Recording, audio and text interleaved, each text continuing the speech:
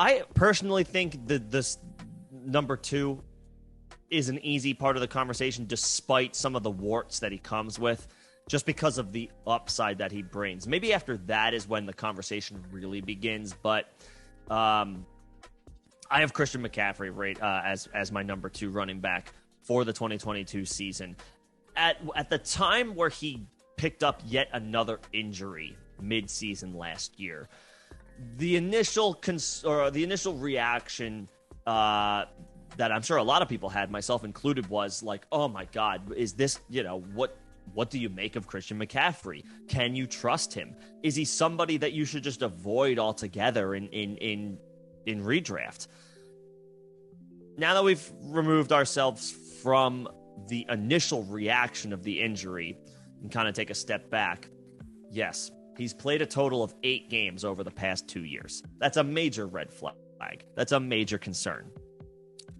But when he's on the field, he still is as safe a bet as anybody to average, depending on your scoring, 30 fantasy points a game. He's matchup proof. He's quarterback proof. He's situation proof. The only thing that he's not is injury proof. Not that anybody is, but obviously McCaffrey has dealt with a multitude of injuries over the past couple of years after an unbelievable RB1 finish in 2019. He still has that upside because he's still only 25 years old, and the injuries that he suffered were lingering soft tissue issues that are an issue in season and for the duration of that season, but is something that he's able to rest and rehab in the offseason. McCaffrey remains the cheat code of running backs, the Konami code of running backs, because of what he can do in the receiving game. If he is on the field, he's going to score 25 fantasy points. Yeah, he's who I have at RB2 too. And again, whereas it's not as clear cut as the Jonathan Taylor pick, I do think if you pretty much have anybody else in there, you're probably thinking too hard and going too deep into the conversation, into your thought process about it. I mean, Christian McCaffrey, when he's been on in 2018 and 2019 respectively, he was number 2 and number 1 in points per game. This last year, he was number 8 in points per game, despite constantly getting touchdown vultured on the goal line, because earlier in the season, and we've talked about this in other live streams, early in the season, Sam Darnold was rushing for touchdowns at a ridiculous rate. He was leading the league in rushing touchdowns. Sam Darnold. I believe he had 5 in the first 6 games. Crazy. Yeah, for the first month and a half, he was leading the league in rushing and then scores. Who do they go to at quarterback after that? While Christian McCaffrey is still healthy, Cam Newton, who throughout his career has vultured touchdowns at an elite rate. Yep. At the rate I would From say everyone. most up to that point from the quarterback position. So yeah, I mean, Christian McCaffrey at RB8 in points per game in 2021 is due for crazy amounts of positive touchdown regression. There's that phrase again. But again, we're using it for a reason. 18.2 fantasy points per game last season, and he should be scoring some touchdowns. If he scored some touchdowns last season that went to Sam Darnold, that went to Cam Newton, say he scored 3 more touchdowns, which I think is conservative.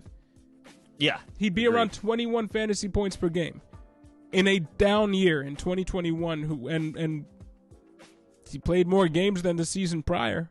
In 2020, 3 games. 2021, 7 games. You got to think, hey, that is a positive trend. Let's hope this year he gets to 14. Right. Double it up. Right. Double it up. So yeah. Yeah, I don't need 17 games from McCaffrey, but let's see him get 13, 14 again. And this is a trend with the next 2 running backs in my rankings. They should see a scaled back number of touches, overall touches, and rushes this season. Despite that, they're still my RB2 and RB3 respectively. Donta Foreman is there. He should pick up some goal line work. He should pick up that short yardage work up the middle, those runs up the middle. on which Christian McCaffrey might get injured, they should want to use him more in space. They still have Chuba Hubbard there, who they drafted, I believe, in the 3rd round last year. Fourth round, possibly. I'll double check that. But still, we don't like him that much, but he's still there. He's still there. Still going to pick up some touches, hopefully, from a Christian McCaffrey. And honestly, Amir Abdullah, when put into that hybrid role, was pretty solid for them last year. So maybe take a few more touches. And I know it's crazy to be taking touches away from Christian McCaffrey, but that's something that I think that they should do to keep him healthy. Maybe not give him 25 touches a game. Maybe give him 20. See if he can stay healthy for a 14-game season. He's still going to be hyper effective on those touches, and honestly, if he stays healthy, he should be more efficient on those touches later into the season if all goes well. In back-to-back seasons, 2020 to 2021, he rose his yards per carry on the ground by 7.7 points, from 3.7 to 4.5. There's still room to grow there. And remember, in 2020, he scored 6 total touchdowns in 3 games. In 2021, he scored 2 total touchdowns in 7 games. Just think about that. Mm-hmm. If Christian McCaffrey was getting the same amount of touchdown work, red zone work that amounted to touchdowns in 2021 as he was getting in 2020, that's around 13 touchdowns in 7 games if we're prorating. So just think about that. Christian McCaffrey absolutely deserves that number 2 running back spot, despite the injuries. That's like a conservative projection, too, for somebody like him.